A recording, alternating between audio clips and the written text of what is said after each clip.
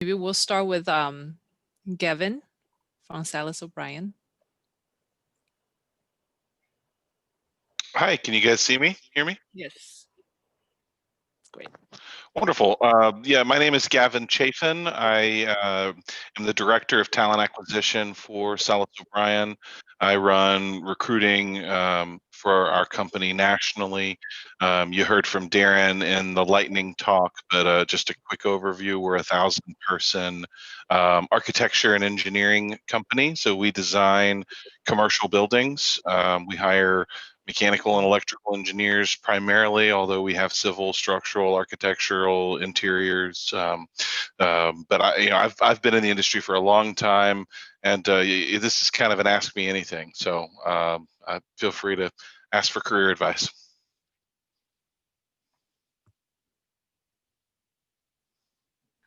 Thank you, Gavin. We're going to have Dia from Amazon. Hello, everyone. Thanks for having me. Once again, my name is Dia Harris, and I'm actually a senior program manager here at Amazon. I've been at Amazon for about 2.5 years, and I work in 2 very different departments here at Amazon. I work in our student programs office, where I oversee programs, particularly for incoming full-time college students as well as interns, as well as I split half of my time in our global diversity and inclusion office as well, focusing on programs that focus on diverse candidates.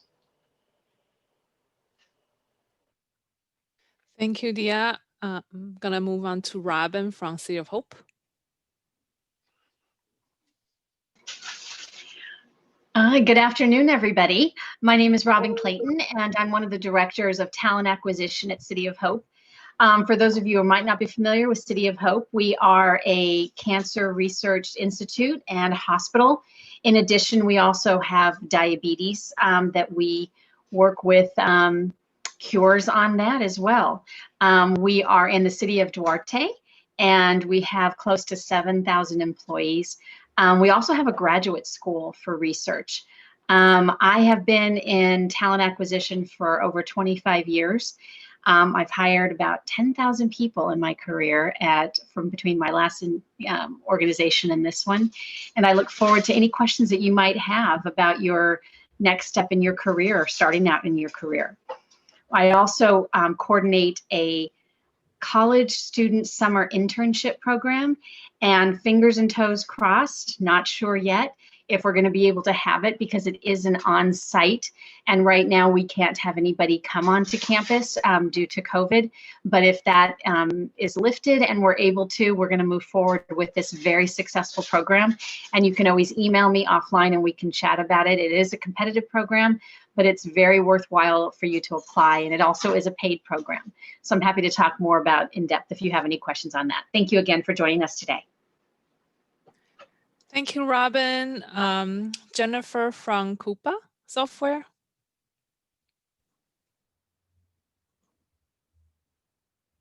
Hi, can you guys see me, hear me? Great. Hi, everybody. I'm Jennifer Harris from Koopa Software. We're located in San Mateo, California, and we are around 3,000 employees strong. This is our first time attending the UCR Engineering and Technology Career Fair, so we're really happy to be here and happy to meet all of you. And we are hopeful that you guys will ask us any question that you'd like. Again, we are a software company, and our primary functionality is with business spend management. So we help loads of companies manage their spend with their vendors and much more. So happy to be here. Thank you. Thank you. Aster from Keck Graduate Institute.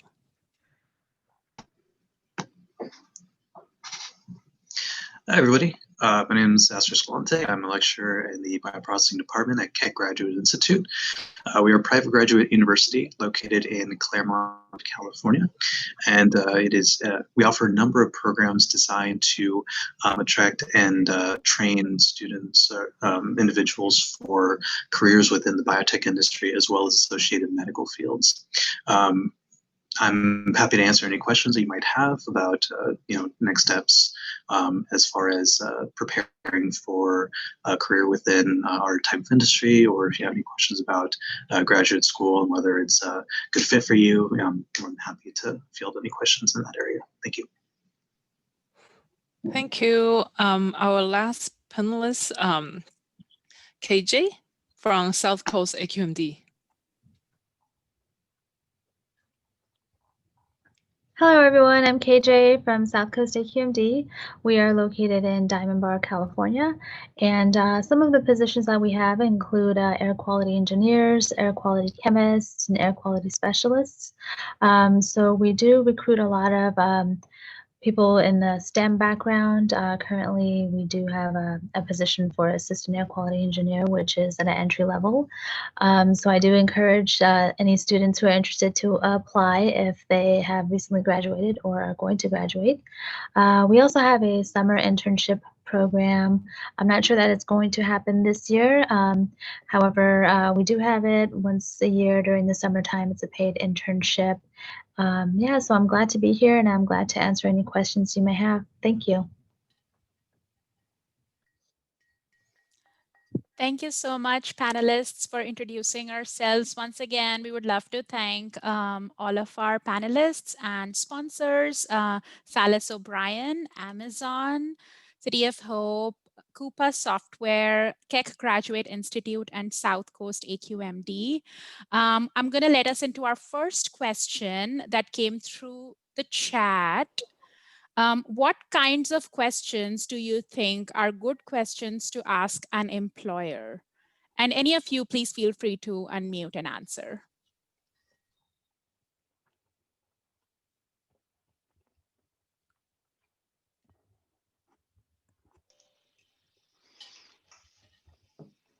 I'm happy to take a stab at it. I mean, you know, I think as a college student looking for either an internship or a new grad opportunity, you know, employers really like to hear pointed questions about their company, right? You know, everybody's favorite subject to talk about is themselves.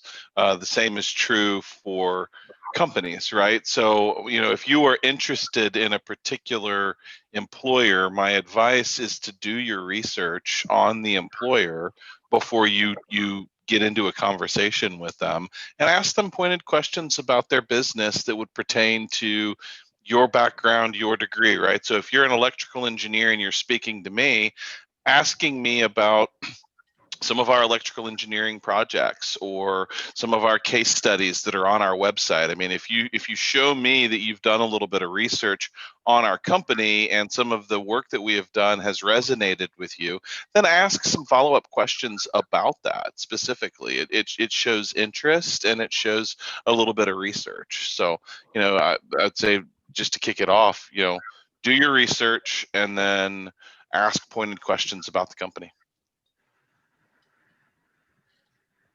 Thank you, Gavin. Any other panelist, if you would like to add anything to that, please unmute yourself and feel free to speak.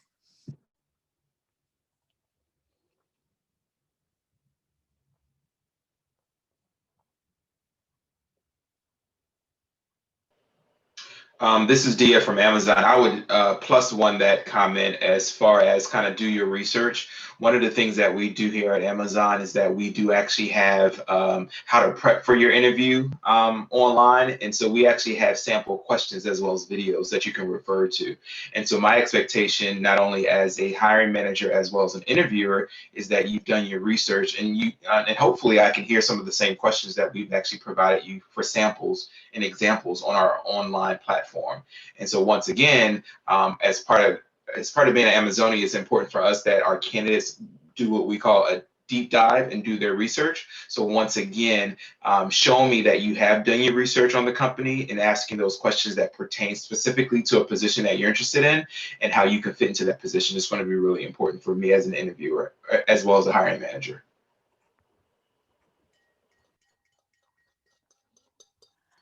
Wonderful, thank you.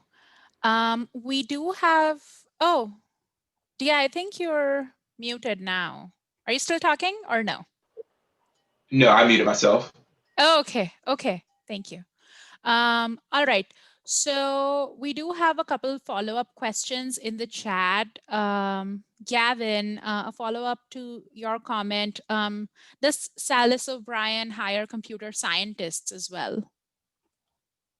Unfortunately not. We do have well, I take that back. I mean, we have a relatively small corporate IT department. So we certainly have IT support. So with a computer science background, you could potentially join that team. But it would be, general help desk support, networking support, that kind of stuff. So in a corporate information technology services capacity. But if you're looking for programming or software development, that sort of stuff, that's not us. Thank you. Mm-hmm. All right. The next question that came through the chat this morning is, what are some tips to improve one's active listening abilities?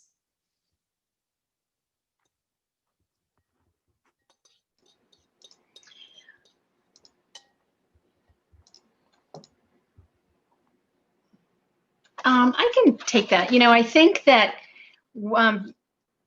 as humans, we are nervous when we go into an interview, right? And so I think that sometimes we don't listen to the entire question that's being asked from the interviewer. And so make sure that you listen to everything that they're asking you and always answer really honestly, because I think you're going to find out. I don't know if you've heard of behavioral interviewing, but that's what most people, how they interview now. And that's giving examples of your background. And maybe, as a student, you don't have as much work experience, but when you're answering these questions, make sure you're thinking about when you did an internship or, when you did that one research project, because those could be answers to those questions. It doesn't necessarily have to be work experience. But my tip is to listen to the whole question. And there's nothing wrong of asking them to repeat it, because we know that people are nervous. So it's okay, because we want you to give the authentic answer that you wanted to give. We don't want you to leave that interview and say, oh, I should have said it this way, or I meant to say it this way. So just take your time and listening to what they're asking you. And if you're not clear on it, ask them if they could clarify it for you. Also, have true scenarios, because, for instance, somebody might ask you a question and you want to come back with a real life experience that you have to answer it. And again, as a new grad, as a student, you might not have that much, and it might be the same example you're using, and that's understandable. But, have a real life experience that you can speak about. Thank you, Robin. We do have quite a few questions coming in as we're talking, so we'll try to keep it to one question per panelist, just because in the interest of time. Next question that has come through the chat. How has your company adjusted to this year, considering how COVID has changed the way we work? How has your company made sure that employees are taken care of?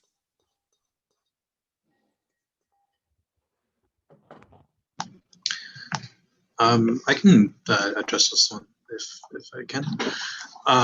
So, yeah, as we know, COVID-19 has been very disruptive to our way of life and the way that we conduct business, and especially for a graduate university that's trying to train people for the industry and trying to provide hands-on experience can be very challenging. However, some of the ways that we've met that challenge is by, in fact, doing some in-person offerings, but in a reduced capacity. We make sure to always maintain strict guidelines about how far apart people are. We also limit the amount of time that folks can be on campus working, and we do online training as well where we can. It's a different experience for sure, but one of the things that we at KGI kind of pride ourselves on is like putting the students first and making sure that their needs are being met well. So maintaining strict safety guidelines to protect them if they are in fact able to do some on-campus activities.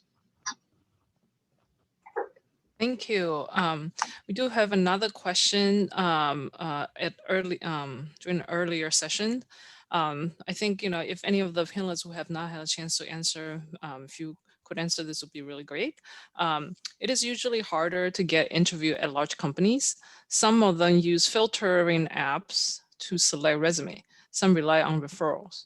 How can we increase chances of getting an interview?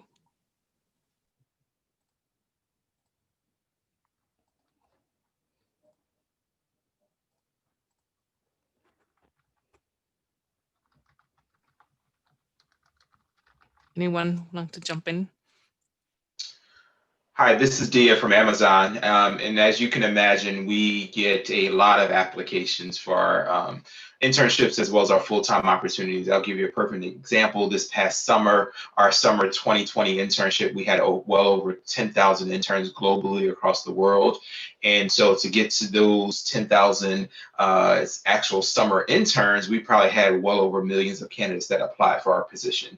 So you can imagine us being able, having to go through all of those applicants and try to narrow it down to the candidates that we were going to move through our process. I think the candidate hit the nail on the head where, we are aided in our process, meaning that when we look at candidates, when candidates apply for our positions, we have what we call basic requirements on our job requisitions. And so it's important as a candidate. I always recommend, if I have one-on-one sessions with students about their resume or how they can get their foot in the door of an opportunity, is that you really need to read the job description and look at the basic or minimum requirements and make sure your resume is reflective of those basic or minimum requirements. Because as you said, some jobs may have computer-aided things that can assist them with pulling out resumes that's going to meet their job description. And what that computer aid is doing is actually looking for keywords in your resume that actually match what our basic and minimum requirements are looking for. And so that's truly a tip. So make sure your resume is reflective of the job that you're applying to. I personally, as an experienced professional, I have several resumes that if I'm applying to certain positions that will reflect those requirements that they're looking for. So to help you get through the system, make sure your resume is really reflective of what we're looking for. That way it can get you past at least that first scan to make sure you're meeting the basic requirements. In an organization like Amazon, we do actually read all of our resumes with the help, with a lot of help. And so once you get past that first part of making sure that you meet our basic requirements, you're then moved typically onto what we call an assessment, and then candidates are given an assessment. That assessment may be a technical assessment or maybe a writing sample, or depending upon the position that you're applying to. And then your assessment is measured. And then once we get the results of your assessment, we then will decide whether or not we'll move you on to what we call a virtual interview. And then after a virtual interview, a decision is made. I'm sure this is a very similar process to a lot of larger companies out there to help them streamline the funnel that they actually have with their candidates.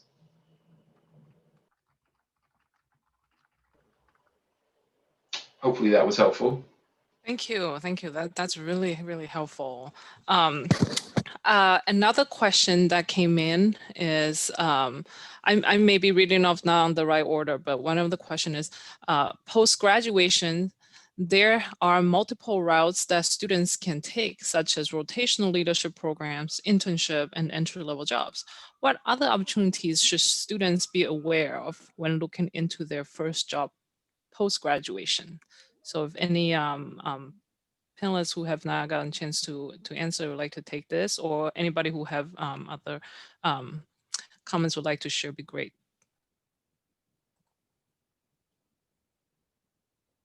I know it's super long. I can repeat it too, if you need to. Can you repeat the question? Sounds good.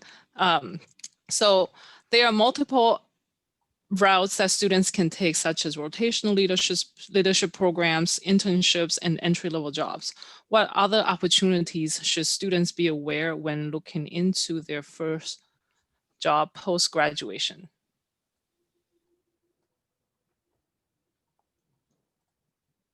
Okay, I think I can take that. Hi.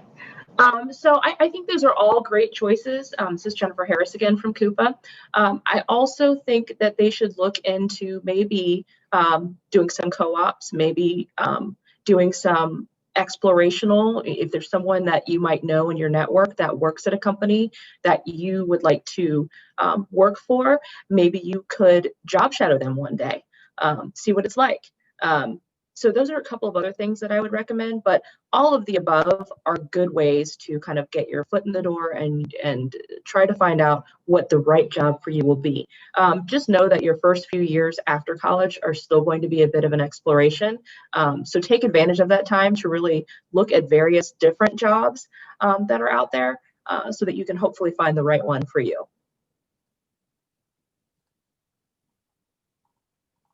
Thank you. Thank you. How should applicants with little to no experience in their fields market themselves to be more appealing to interviewers for internships?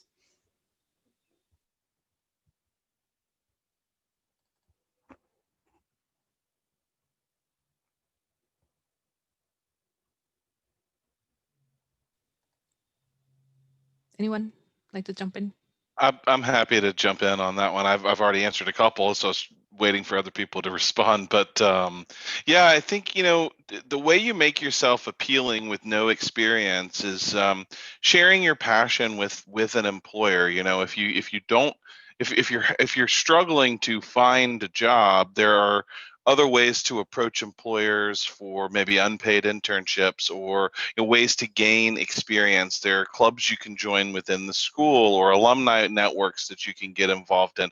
Volunteer with nonprofits that are aligned with the industry of your choosing. All of those sorts of things will help gain at least related experience. I mean, again, in our world, we're in the built environment, architecture, and engineering. So if you do any sort of case studies or pet projects or get involved with a local community development organization, that kind of stuff, you're gonna make yourself stand out. So you want to make a conscious effort to get involved. Do your research, get on LinkedIn, find out who the companies are that do the work that you want to do. Who are the people? Approach those people directly. I being an employer who engages with students, I love when I hear from students that are aggressively pursuing their careers, right? If they take the time to find out who I am, find me online, and message me directly, I will totally engage with them. I may not have a job for them, but you're going to get yourself noticed by putting yourself out there.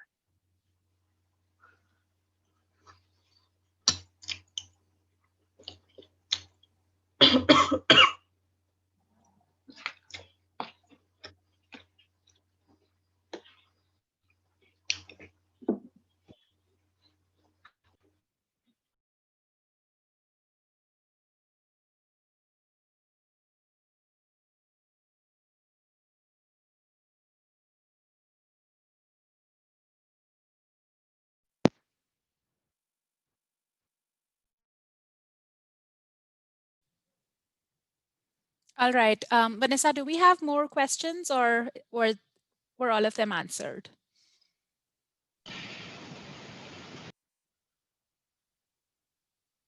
I think we got most answer. I actually have to go. I have dropping. I have 3 dropping. I gotta go. I'm sorry. Okay. I'll talk No to you all worries. later.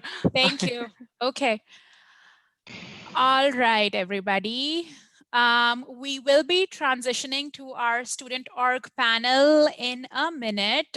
Thank you so much to all of our employer panelists for answering all of the questions that came through the chat. We're really grateful for your insights. And we will wait for about a minute for all of our student panelists to gather, and we will be beginning in a minute.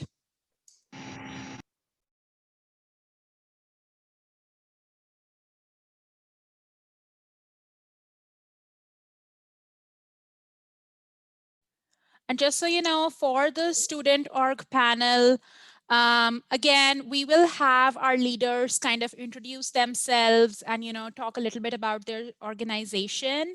We have about 10 student orgs participating today. So how this will work is I'm gonna take the name of your organization, and if you could unmute yourself and introduce yourself, your title with the organization, your major, and a little bit about what you all do.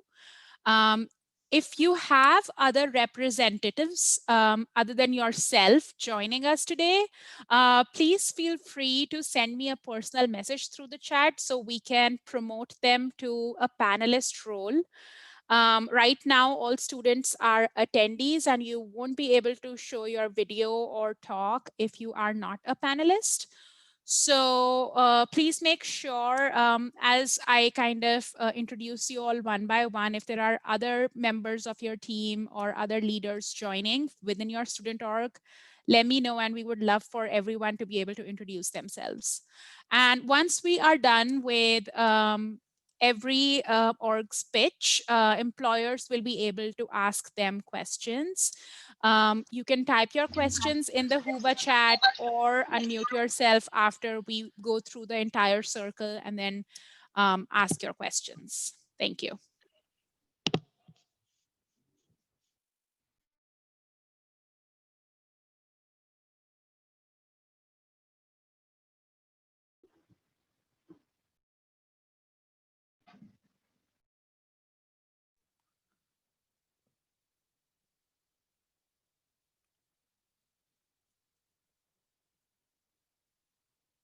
Well, my colleague had this great idea. Could all the student org leaders put their names and titles in the chat? Actually, we don't need titles right now, just your name and name of your student org, and we can make sure that we've added everyone. Thank you for your patience, everyone.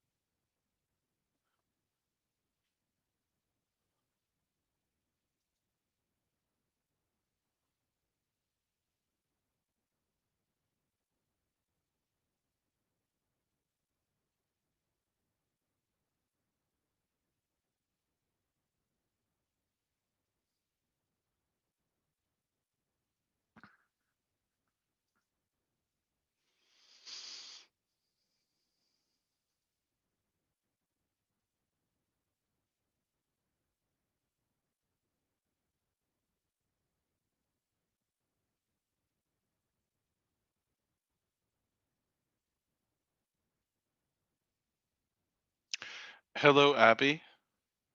Are you there? Yes, Kevin. Just a quick question. Since it's 2 o'clock, are we moving out of the agenda item and to the 2 to 4 p.m. company breakout rooms? I tried to do that and it didn't look like anybody had started the Zoom session there. Yeah, our session, the career fair portion will begin at 2. So we will be hosting all of the Zoom rooms. So you will be able to enter at 2 p.m. At 2 o'clock, I see. Yes. Okay. Yes. Cool. Perfect. Thank you.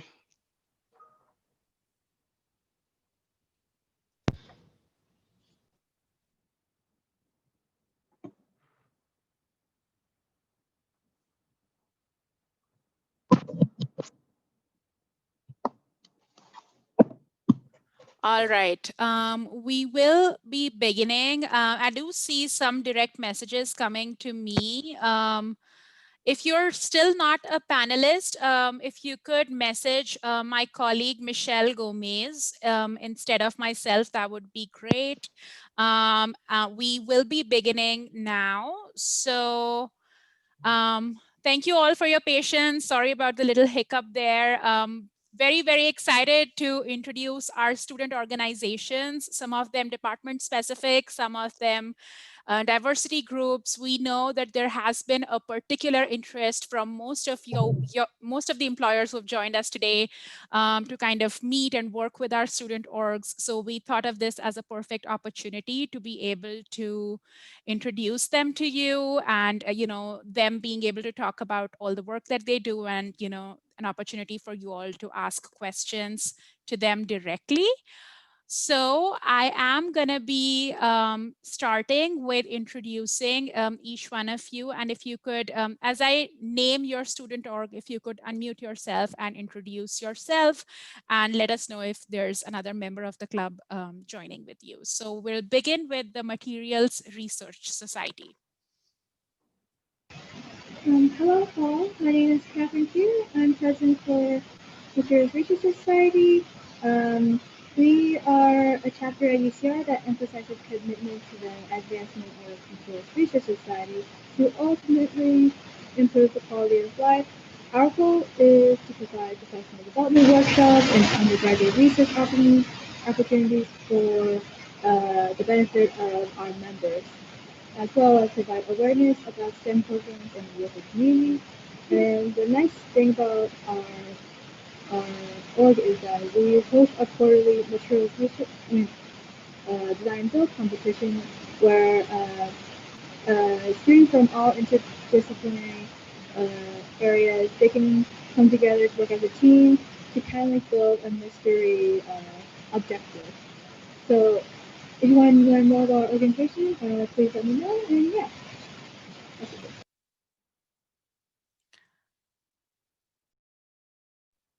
All right, Catherine, that wasn't super clear on my end. I'm not sure if everybody could hear you well, but if you could just type a brief intro in the Hoover chat as well, I think that would be helpful for employers to read. But thank you so much for joining us today. And our next student org that's joining us today is Gamespun.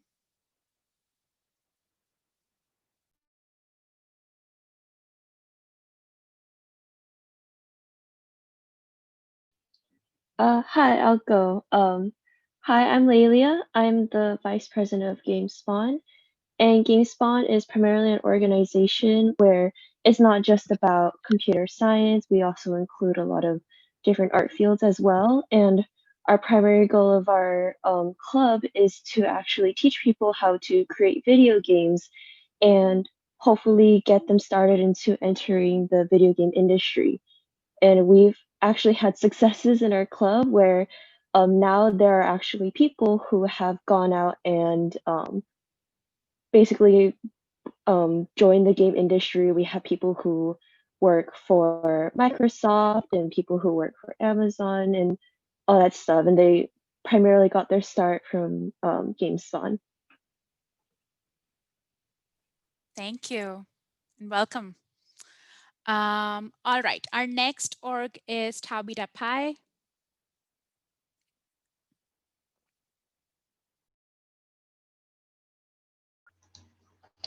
Good afternoon, everybody. My name is Golden, and I am the current vice president of Tau Beta Pi. I am a senior chemical engineering major. So Tau Beta Pi is a nationally recognized engineering honor society that encompasses all engineering disciplines. We represent the top 1/8 of the junior class and the top 1/5 of the senior class, and we provide professional development resources, networking with high achieving individuals, financial resources, and a strong alumni network. A lot of our alumni are found in top engineering positions worldwide and are notable engineering leaders in the field. Our events coordinator, Chair Pallavi, will talk more about the events our chapter has hosted at UCR. Hi, my name is Pallavi, and I'm the events coordinating chair for Tau Beta Pi. And despite the trials and tribulations of converting to online learning, Tau Beta Pi UCR has been one of the most active chapters during the pandemic. We've held events ranging from interactive online game nights to talks about the current state of mind hosted by our alumni. Our events have helped connect us as a community and have encouraged us to better ourselves personally and professionally. Please feel free to ask us any more questions. We're really excited for you to learn more about Tau Beta Pi. Thank you.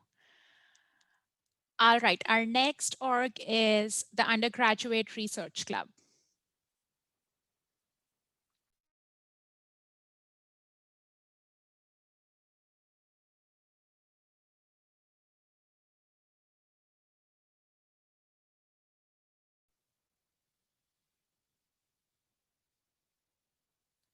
Okay, we'll move forward and I can call them out again.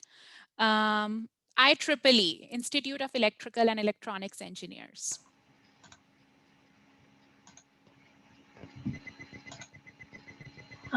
Hello, my name is Angela Manlangi. I am a fourth-year electrical engineering student, and I am the current president of Institute of Electrical and Electronics Engineers, the student branch here at UCR. And basically, IEEE is a professional organization that strives to provide students with technical, social, and professional development in the engineering field. We do so by hosting a series of technical and professional workshops, examples being Arduino, PCB, soldering, and for professional development, we do resume, LinkedIn workshops, mock interviews, and more. But we're mostly known for our four main projects, our four main year-long projects.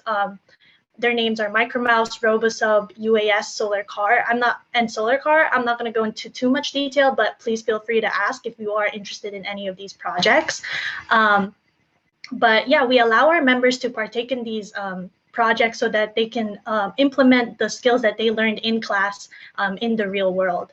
We also hold outreach events to cater to K2 through 12 students.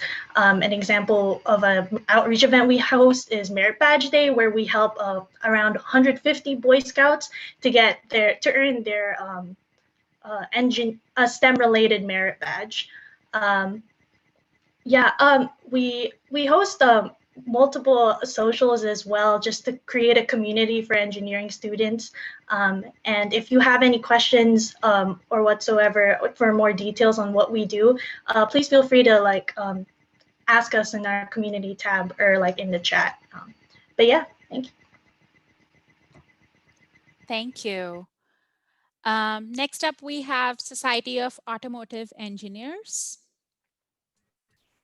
Hello, I'm Naveen Ravindar. I'm a third-year mechanical engineering student, and I'm the president of Society of Automotive Engineers here at UCR, or how we've changed our name to Highlander Racing of CE. We are a student org that is that participates in a electric vehicle race car design competition, and it's international collegiate design competition. We are the largest student-run engineering project on campus by a lot, with over 60 plus active members. And we're really proud to announce that over the course of the pandemic, to ensure that we have renewed funding and can continue our success into the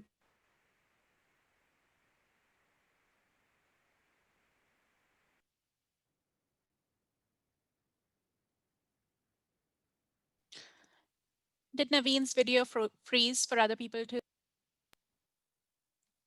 Yeah, it froze. Oh, okay.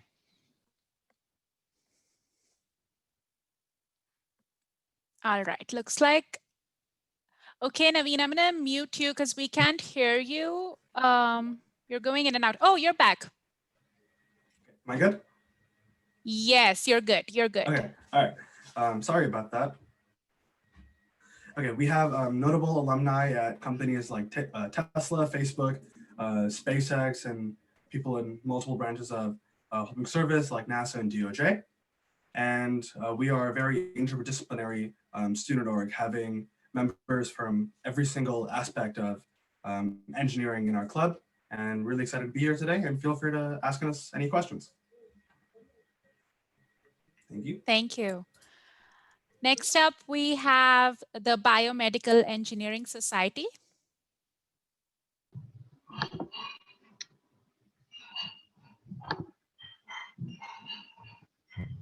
Hello.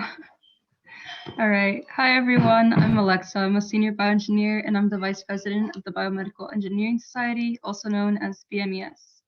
BMES at UCR is a professional organization for helping students find their path in bioengineering, specifically where it meets the medical field. So to do this, we offer a lot of workshops to develop your skills using various software like Console, MATLAB, SolidWorks, and we also offer projects so that you can explore your own passions, whether that's in research, grad school, or in industry. Getting involved in this club is a great way to explore different biomedical fields, and is also a way that you can get introduced to resources that can help you along your search. So feel free to ask us any questions in the community tab or to reach out. I'll put the club email in the chat.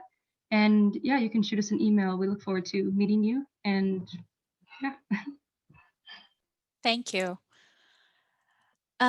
Next, we have the American Society of Mechanical Engineers.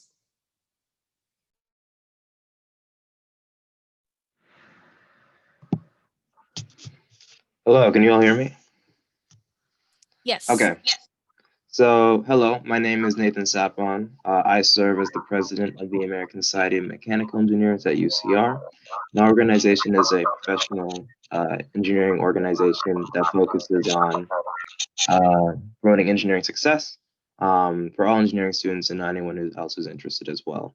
Events that we hold include guest speaker events, professional development workshops for resume and career opportunity building, opportunities and activities. In addition, we also hold technical workshops for applications such as SolidWorks and MATLAB, and study jams and academic support resources for engineering coursework, and in general, opportunities that relate to finding internships, undergraduate research opportunities, and work opportunities and more direct experience.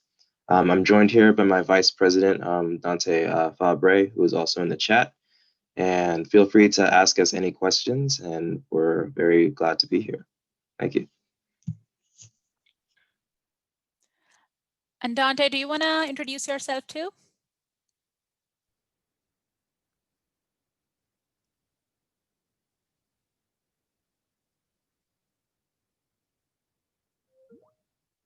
Okay.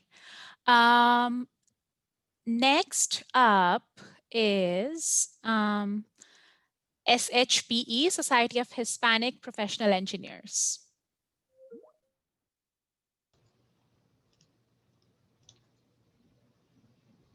Hello, can everyone hear me? Yes. Awesome. I hope everyone's doing well today. My name is Bader Asi. I'm a fourth-year electrical engineering major, and I'm here to represent SHIP, Society of Hispanic Professional Engineers, as well as UCR Solar Boat. So typically what we do in SHIP, we're here to promote, I guess, role models and STEM to the Hispanic community. That's our main purpose. But on top of that, we also promote professionalism. It's a big part of our organization. We do that through various events such as resume workshops, LinkedIn workshops. We also love to have panels of our previous alumni from UCR and SHIP through the organization. We provide a very extensive network of professionals to our students and members, and we like to get them connected as best as we can. We also host a nice variety of different events to increase member involvement, as well as it kind of brings STEM to the younger generations. For example, we have a junior chapter, which essentially we work closely with high schools in the area, and we bring STEM projects to them and get them involved, as well as teach them leadership. We also have Power Brunch. It's one of our bigger events. It's kind of like a nice it's like a mixer kind of for professionals, alumni, and students to get to know each other. And if there's any opportunities, people need people, right? So we also have Noche de Ciencias, really fun event where we bring some activities to a lot of younger students. So they come to Noche de Ciencias, some science activities that we have as well. And we also have recently expanded to providing projects. And I think we're one of the only SHIP chapters, at least in Southern California, Region 2, to provide projects. And one of them is the UCR SHIP Solar Boat.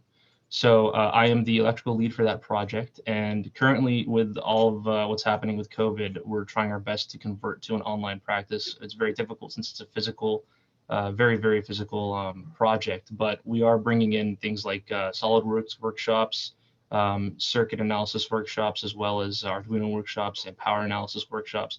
Very hands-on training, very necessary for industry. So we're doing our best to convert to this new online way of teaching as well. But yeah, if you guys have any questions, please feel free to ask. And yeah, thank you so much for coming. Thank you. Next, we have NSBE, National Society of Black Engineers.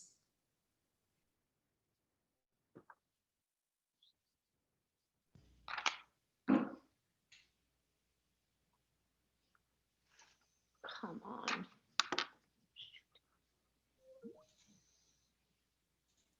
Charles, are you here? Okay, we'll get to NSBE again. Next, we have the Undergraduate Research Club. Yes. Can you see me? Oh, there we go. Hello, my name is Bryce Diop. I'm a fourth-year chemical engineering student, and I'm the president of the Undergraduate Research Club. The Undergraduate Research Club aims to promote research both for undergraduates in terms of finding research or just in terms of sharing your own research that you've were able to join in. We aim to promote a community built around social, professional, and academic. We like knowing about research, understanding what kind of research is on campus. We work alongside the Student Engagement Center, mostly the undergraduate research sector of that. And we give presentations and workshops on various facets of research, like how to develop your own abstracts and how to get ready for presentations, because undergraduate research for student engagement holds symposiums for presenting research on campus. And so we want to get you prepared for those types of situations, or just overall get you prepared for maybe if you want to pursue higher education later on, because research is a big important part of that, or in industry also, because we also want to work on professional. We get you ready for resumes, getting you ready to work in labs that are in industry and all kinds of stuff like that. We also have other things such as outreach. We work alongside with this one middle school where we hold and participate in their science fair, just promoting research among the youth. And we just try to build a more diverse, scene for research out in higher education. And thank you for listening. Thank you. Is Charles from NSBE here? He was here earlier. Okay, we can dive into Q&A. Thank you so much to our student org leaders for joining us today. Y'all are doing really, really great work. And I'm gonna open it up to employers to either unmute yourself and ask questions or begin typing in the chat box if you have questions for our leaders.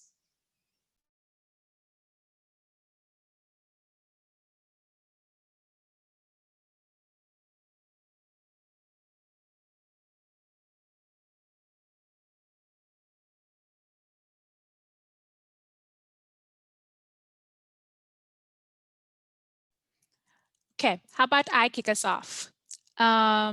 Okay, so our first question, and any one of you can unmute and answer. We don't need all of you to answer all of the questions. So maybe 4 or 5 of you can answer each. So the first question that could be helpful for our employers to know is what are the ways you collaborated with employers virtually in the past year? And what does successful virtual engagement look like for you?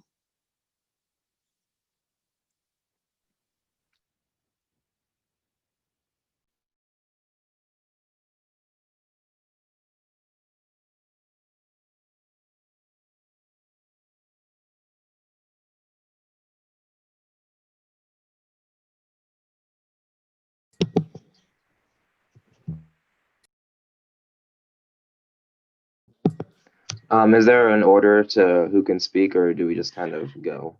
No, you can go. And then after you're done, someone else can go. Right. Okay. Well, I did have an experience attending a past career fair where I was able to speak with some employers and meet with people. I felt that one of the best things that you can do in the remote setting when you're meeting employers is make the interaction as easy for both sides to interact with. Having your profile active if possible, reaching out to the employers through their emails, sending your resumes so that they could have a copy of it while you're speaking with them would save a lot of time, especially because you only have such a small window to speak with these people. So I would just say come as prepared as possible and come up with as many ideas as possible and use your time as wisely as you can.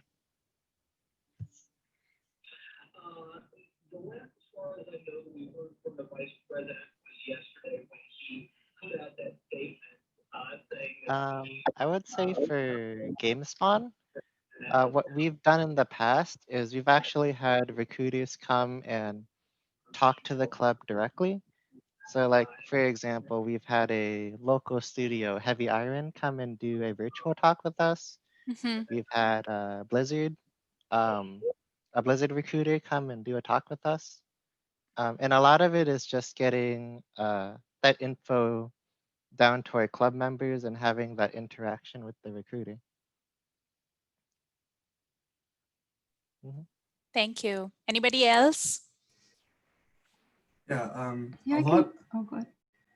A lot of our interaction with employers has typically been through alumni at some point or another who work at specific companies, and members having interest in those companies wanting to speak to recruiters or something along those types of lines.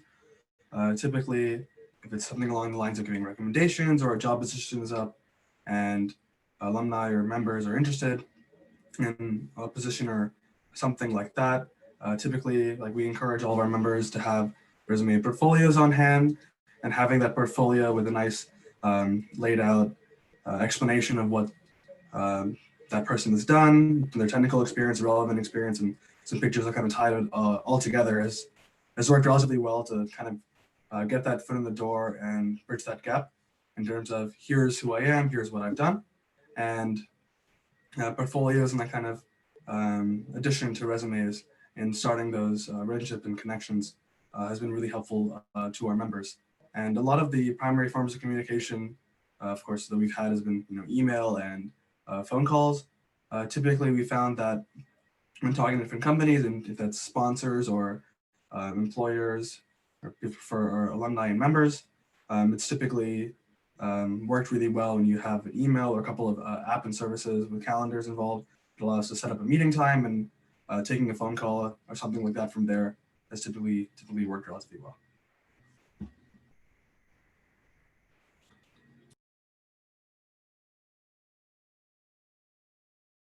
I noticed there was someone else trying to talk to before Naveen. Could you unmute yourself and answer? Yeah, I was just going to mention the same thing about alumni. They are definitely the stronghold of how we can get in contact with companies, and it's definitely good to reach out to them, whether you can email them if you knew them within the past few years of school, or if you can find them on LinkedIn. And the other thing is also attending conferences. So if you're part of BMES, if you're part of SWE, SHIP, NESB, all of these clubs have conferences that also invite employers, and that's a really good way to also meet companies that you might be interested in getting involved with. Thank you, Alexa. All right. We did notice that Emily from EPA raised her hand. Emily, do you have a question for our leaders?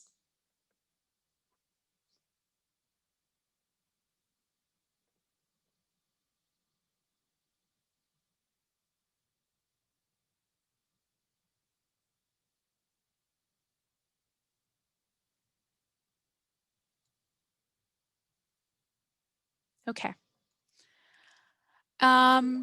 Anybody else, if you'd like to jump in on that question, if you have more thoughts to contribute and ways you engaged with employers virtually, and something that you think is really effective in terms of interacting with them virtually.